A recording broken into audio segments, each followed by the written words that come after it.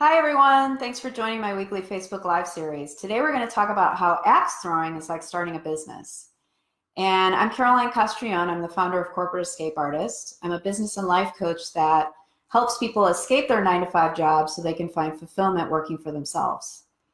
So how axe throwing is like starting a business. Have you noticed all these axe throwing bars popping up all over the nation?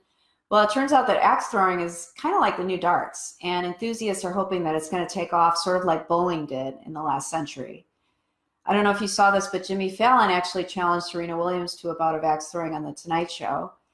And when I saw the cast of Real Housewives of New Jersey featured at an axe throwing bar, I knew that the sport had made it into the mainstream. So I started looking at axe throwing and thinking, it's easy, right? You just throw an axe at a target.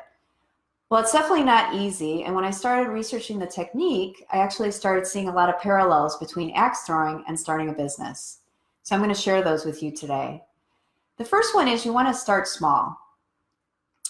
When you're starting to axe throw, you want to start off with a small axe because it's easier to throw, more lightweight, and so it's better for a beginner.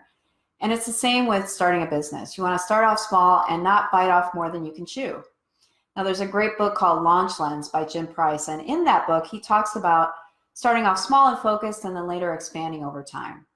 So take a look at Amazon, for example. Amazon started off by selling books and then expanded into many other products and services to where now they're on track to achieve around 9.6% of retail sales by the year 2020. And then there's Starbucks. Starbucks started in 1971 selling coffee beans. It was only later that they started selling pre-made coffees and teas and other products to where now they're on track to achieve close to $15 billion in revenue.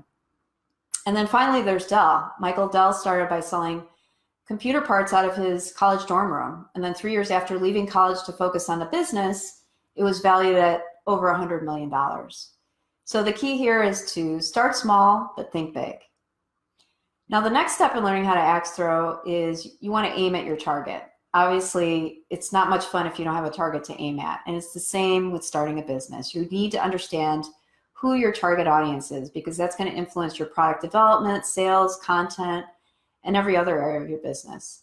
It's definitely going to influence your marketing because it's going to let you know where you can find your prospects, and also it will influence the tone and language that you use to communicate to them.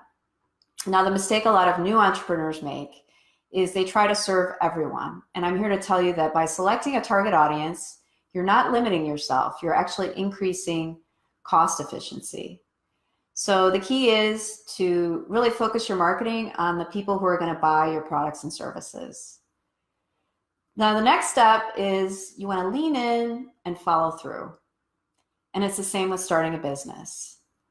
When you start a business, you don't want to start off thinking that you're going to fail. And you definitely don't want to start by thinking, well, let's try this and see what happens. Successful business owners tackle challenges head on. And starting a business is difficult, so you need to be resilient and tenacious. Follow through is also critical because you can have an amazing idea, but if you don't have flawless execution and follow through, it's pointless.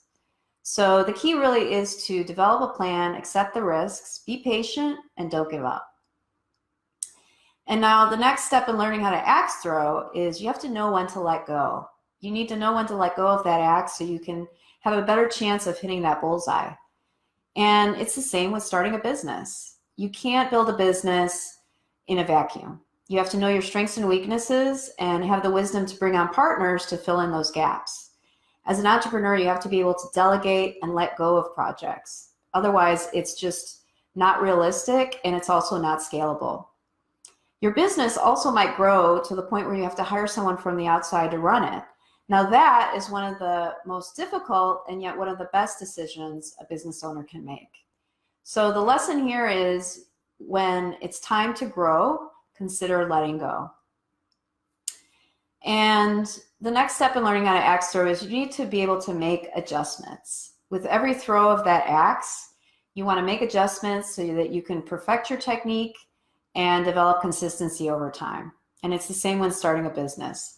You have to be able to create measurable short and long-term plans, but still remain flexible at the same time, because inevitably there's going to be things that pop up that you're not going to expect and you're going to have to course correct along the way.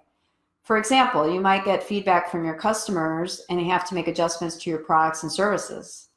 And you also want to use a test and learn approach. So the key here is when starting a business, you want to test, learn, and adapt. And then finally, you want to have patience. When starting to axe throw, if it seems hard, you don't want to get frustrated because as with any sport, it takes practice.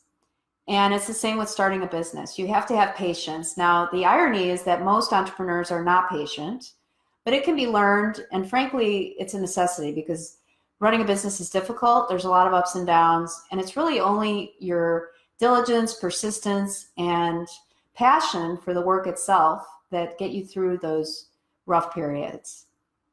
So the key is really that all good things take time. Just have patience and success will come.